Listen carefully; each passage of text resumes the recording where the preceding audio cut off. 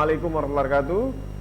Selamat sore pemirsa Ceria TV. Kembali hadir kami di program spesial Ceria TV di rumah aja tetap kreatif di hari Kamis ini tanggal 16 April 2020. Besok di Kota Pekanbaru akan segera diberlakukan PSBB atau pembatasan sosial berskala besar. Dan kami kutip dari Koran Riau bahwa dengan berlakunya PSBB besok tanggal 17 April ada 5 pintu masuk Kota Pekanbaru yang akan dikawal, yakni di Kulim, kemudian juga di lintas di Rimbo Panjang, kemudian juga ada di Teratak Buluh, kemudian juga di Garuda Sakti, serta di Rumbai. 5 pintu masuk Kota Pekanbaru ini akan dikawal nanti. Siapapun yang keluar masuk Kota Pekanbaru nanti akan diawasi tentunya. Dan masih berkait dengan pandemi COVID-19 ini, Gubernur Riau juga minta kepada pemerintah Kabupaten Kampar untuk mengajukan PSBB juga, karena memang Kota Pekanbaru dan Kabupaten Kampar berbatasan langsung. Begitu juga nanti akan ditindaklanjuti juga untuk Kabupaten Siak dan Pelalawan atau Pekan Singkawan. Bahkan kemarin juga Kabak Humas Pemko Pekanbaru mengatakan juga akan diadakan koordinasi dengan pemerintah Kabupaten Bengkalis dan Kota Dumai untuk juga melakukan PSBB. Kemudian juga Sekda Provinsi Riau menyampaikan bahwa pemerintah Provinsi Riau menggeser anggaran APBD hingga 400 miliar rupiah untuk penanganan COVID-19 ini. Mudah-mudahan ini bisa dimanfaatkan sebaik mungkin untuk penanganan pandemi Corona atau COVID-19 ini. Lantas bagaimana dengan daerah lain di Provinsi Riau? Kita nanti akan berkomunikasi langsung dengan Kabak Humas Kabupaten Kepulauan Meranti, Bapak Rudi Al Hasan. Kami akan menghubungi beliau.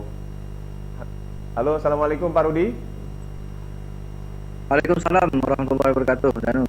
Apa kabar Pak Rudi? Sehat Pak Rudi? Alhamdulillah sehat. Iya. Ini kalau di Pekanbaru lagi hujan, di Selat Panjang bagaimana nih Pak? Di sini alhamdulillah cuacanya cerah, agak mendung-mendung dari tadi pagi. Hujannya belum nyampe kayaknya ke sini. Oke.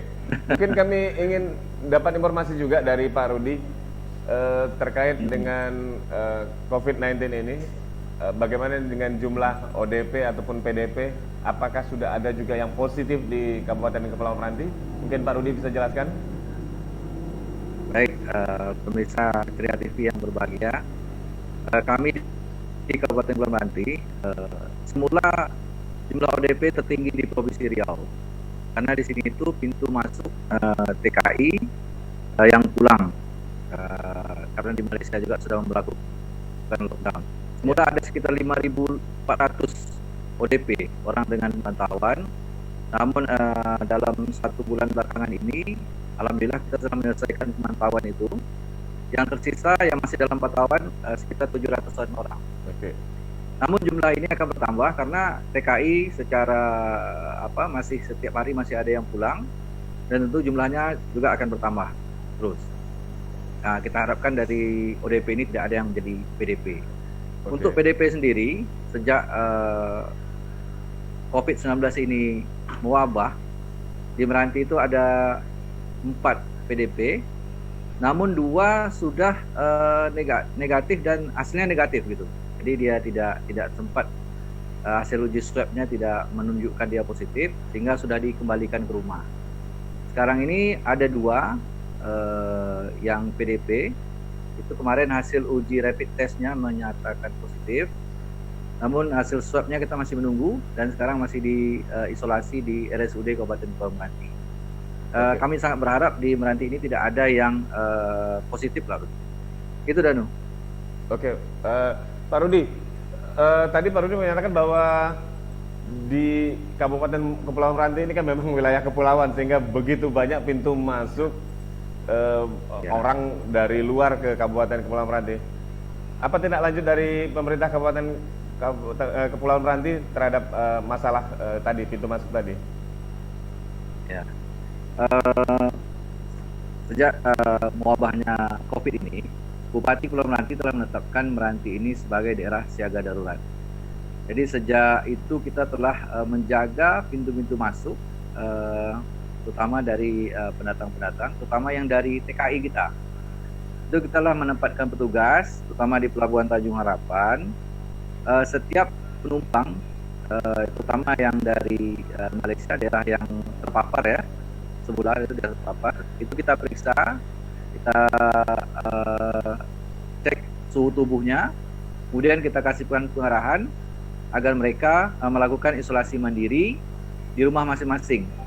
Namun mereka tetap dipantau oleh petugas dari puskesmas di setiap kecamatan dan desa. Tapi sekarang sejak Pekanbaru juga ditetapkan sebagai daerah zona merah ya, PSBB, melakukan PSBB, kemudian Kepri juga sudah melakukan PSBB. Sekarang semua penumpang baik dari Pekanbaru, dari Batam, itu tetap kita berlakukan sama seperti TKI juga. Jadi mereka ketika sampai ke Meranti, itu kita cek suhu tubuhnya dan kita kasihkan pengarahan agar mereka melakukan isolasi mandiri di rumah masing-masing dan mereka tetap dipantau. Nomor HP mereka dipantau oleh petugas-petugas ke puskesmas. Gitu dan. Iya. Selanjutnya apa lagi Pak ini telah dilakukan oleh pemerintah Kabupaten Kepulauan Meranti terkait ini untuk mencegah penyebaran ini? Ya, kita juga telah melakukan penyemprotan disinfektan secara terjadwal ya, bekerjasama dengan Polres, dengan TNI, dengan organisasi masyarakat juga, dengan tokoh agama. Kemudian himbauan-himbauan juga kita lakukan agar masyarakat jangan terlalu banyak beraktivitas di luar rumah, menjaga jarak atau social distancing, kemudian menghimbau semua di tempat-tempat publik kita telah meletakkan tempat cuci tangan gitu. Yeah. Jadi agar masyarakat, kemudian pelaku-pelaku usaha di depan toko-toko itu kita minta menempatkan tempat cuci tangan. Jadi setiap yang masuk belanja atau apa, mereka harus cuci tangan dulu, kemudian tempatnya kita batas agar ada jaraknya antara pembeli dan pedagang. Nah ini telah kita lakukan. Kemudian di pintu-pintu masuk, seperti tadi sudah kita ini, kemudian petugas kita juga, bagi yang ODP terutama tadi, itu petugas kita proaktif. Jadi mereka tidak hanya dibiarkan isolasi mandiri sendiri, tapi setiap 2 hari sekali, itu petugas kita datang untuk mengecek suhu tubuh mereka, mengecek kesehatan mereka. Nah itu yang kita lakukan sampai sejauh ini. Dan saat sekarang ini sedang berlangsung juga rapat koordinasi dengan tokoh-tokoh agama, dengan Kepala Kantor Kementerian Agama, Polres, Forkompimda. Ini untuk membahas bagaimana pelaksanaan ibadah bulan suci Ramadan nanti. Yeah. Ini sedang kita siasati, dan jelas kita sudah melakukan himbauan, terutama di tempat ibadah itu, agar karpet itu tidak menggunakan karpet lagi, agar karpet dibawa dari rumah masing-masing. Nah, itu salah satu yang telah kita lakukan. Ya, tadi Pak Rudi mengatakan bahwa petugas, artinya petugas baik itu tenaga medis maupun tenaga lainnya, mereka langsung datangi ke daerah-daerah, langsung mulai turun ke pelosok-pelosok begitu. Ini apakah mereka juga dalam bertugas dilengkapi dengan APD? Karena memang yang paling rentan itu kan justru orang-orang yang petugas-petugas yang berada di pintu masuk di pinggiran gitu. Ya benar.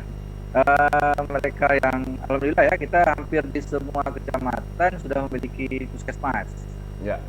Puskesmas, kemudian ada desa-desa juga udah ada puskesmas pembantu, ada petugasnya. Nah, itu petugasnya yang dari puskesmas itu, mereka yang tinggal di kecamatan, umpamanya di Tinggi Timur, itu dipantau oleh petugas puskesmas di Tinggi Timur.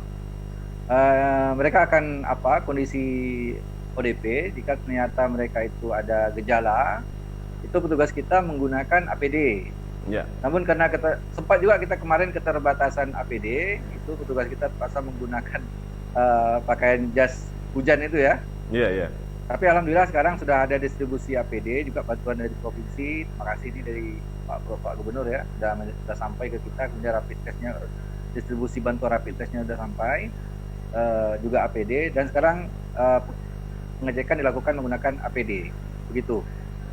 Ya, karena memang Kalau yang berada di pinggiran-pinggiran itu puskesmas dan lain-lain itu kan memang rentan sekali karena mereka tidak tahu rentan, dengan orang yang dihadapi apakah mereka membawa virus tersebut atau tidak gitu kan.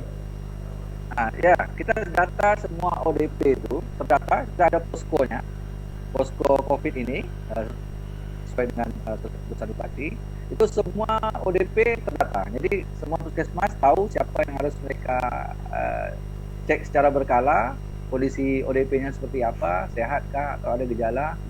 Itu semuanya terdata sama kita. Alhamdulillah pendataannya cukup bagus, cuma paling mungkin yang agak susah itu ada juga sih. Tantangannya itu salah satunya menjaga mereka bagaimana tidak keluar rumah itu. Itu kadang-kadang agak sulit juga tugas kita, karena nampaknya memang terkait kebutuhan juga, karena ini dampak daripada COVID-19 ini cukup luas gitu. Karena dengan pulangnya TKI otomatis mereka sekarang tidak bekerja, mereka butuh pendapatan, kadang-kadang mereka di kampung terpaksa juga bekerja. Ini kadang perlu kita antisipasi bersama. Ini sekarang sedang kita lakukan upaya-upaya, salah satunya dengan sesuai petunjuk pemerintah dengan menyediakan jaring pengaman sosial. Dari Pemkab Kabupaten Kepulauan Meranti sendiri sudah mulai menyalurkan bantuan untuk ke masyarakat yang terdampak? Kita telah menganggarkan 37 miliar ya untuk penanggulangan COVID-19 ini. Salah satunya adalah program jaring pengaman sosial. Selain bantuan dari pemerintah pusat berupa PKH dan BPNT, kita juga dari pemerintah daerah juga ada menyiapkan bantuan untuk masyarakat yang kurang mampu. Gitu. Bantuan ini akan kita salurkan rencananya 3 hari sebelum Ramadan. 3 hari sebelum Ramadan ya? 3 hari sebelum Ramadan dalam bentuk bantuan sembako. Ya, 3 hari sebelum Ramadan dalam bentuk bantuan sembako senilai Rp500.000. Oke. Rp500.000 untuk setiap bulan, 1 bulan Rp500.000 dalam jangka waktu 3 bulan. Jadi kalau 3 bulan itu nilai sembakonya Rp1.500.000. Untuk rencana kita alokasinya untuk 6.000 kakak rumah tangga kurang mampu. Oke.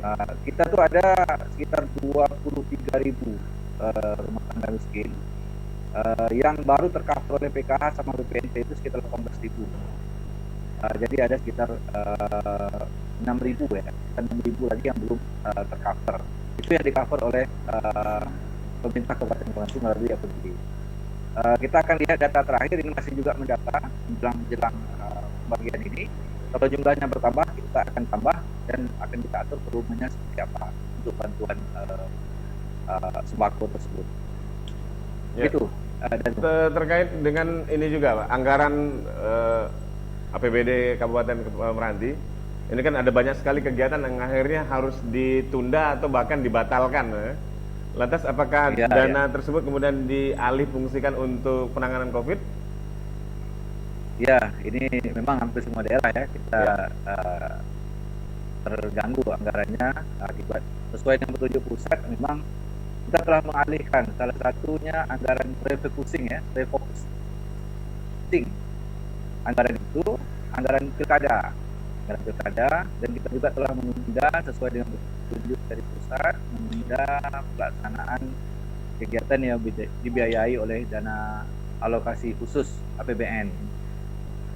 Tadi saya sudah sampaikan anggaran yang kita alihkan itu saat ini sekitar 37 miliar.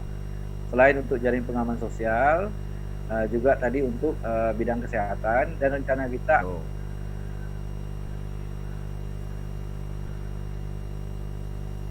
Kabupaten Kepulauan Meranti. Baik, Pak Rudi, selain itu kira-kira apalagi Pak, mungkin ada yang disampaikan oleh Pak Rudi ke penonton kita di rumah, mungkin juga masyarakat Kabupaten Kepulauan Meranti juga menyaksikan acara ini. Silakan Pak Rudi yang disampaikan. Ya, baik. Kami mengimbau, pemerintah Kabupaten Meranti mengimbau pada masyarakat untuk tidak panik. Yang pertama ya, untuk tidak panik, untuk tidak tenang, mohon ikuti himbauan pemerintah, karena pemerintah menginginkan kita semua ini selamat dan sehat. terutama sering mencuci tangan pakai sabun, kemudian menjaga jarak, kemudian jangan usahakan untuk tidak keluar rumah kecuali untuk hal-hal yang sangat perlu. Dan kita juga menghimbau kepada masyarakat untuk melakukan pola hidup bersih dan sehat gitu, mengkonsumsi makanan-makanan yang meningkatkan daya tahan tubuh. Dan sekali lagi kami harap masyarakat itu jangan panik, tetap tenang, bahwa pemerintah tetap akan memperhatikan, tetap akan melakukan sebaik mungkin demi kepentingan masyarakatnya. Mungkin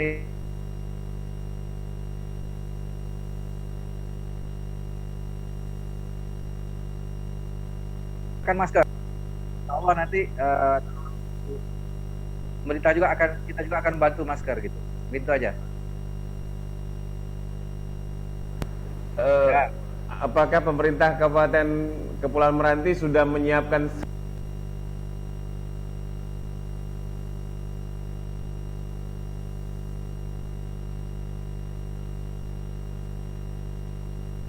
Ya.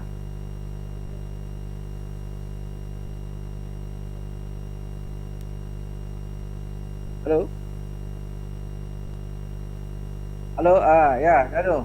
Ya, kita ya.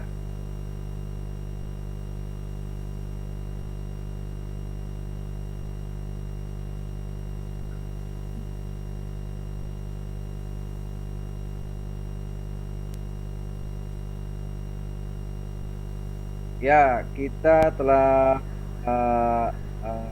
berpikir, telah mewacanakan, sekarang juga dibahas itu, seandainya Meranti nanti dijadikan zona merah, tetapkan sebagai zona merah, kita akan berusaha untuk melakukan pembatasan kegiatan dengan meningkatkan pengawasan. Halo? Halo? Ya? Ya, kita akan meningkatkan pengawasan, terutama dalam program social distancing itu. Itu Oke. akan jadi titik fokus kita, sehingga nanti bisa meminimalisir penularan. Dan yang kedua, kita juga berpikir untuk bekerja sama dengan pihak swasta dan pemerintah provinsi, terutama dalam jaring pengaman sosialnya, bantuan untuk masyarakat. Kita akan tambah, insya Allah kita sudah berpikir, sempat diwacanakan, seandainya ini nanti kondisinya semakin memprihatinkan, kita akan tambah, kita akan cari celah-celah anggaran untuk menambah bantuan jaring pengaman sosial untuk masyarakat. Demikian, Anu. Ya. Ya, terima kasih. Ya, terima kasih. Semoga sehat selalu Pak ya. Ya, terima kasih. Yo, Assalamualaikum warahmatullahi wabarakatuh. Baik pemirsa Syariah TV, itu tadi bincang-bincang kami dengan Bapak Rudi Al Hasan, Kabak Humas Kabupaten Kepulauan Meranti, yang tadi sudah memberikan informasi, kemudian juga himbauan kepada masyarakat Kabupaten Kepulauan Meranti untuk tetap tenang dan yang terutama sekali menjaga kesehatan diri sendiri dan juga keluarganya untuk mencegah penyebaran virus corona atau COVID-19 ini. Sebelum kami akhiri acara ini, kami ingatkan kembali Anda untuk tetap berada di rumah, apalagi besok sudah mulai dilaksanakan PSBB di Kota Pekanbaru. Kita harus patuhi aturan yang sudah ditetapkan oleh pemerintah Kota Pekanbaru. Kemudian juga sudah ada pembatasan jam malam dari jam 8 malam sampai jam 5 pagi. Kami tutup acara kita ini. Assalamualaikum warahmatullahi wabarakatuh. Ya Danu.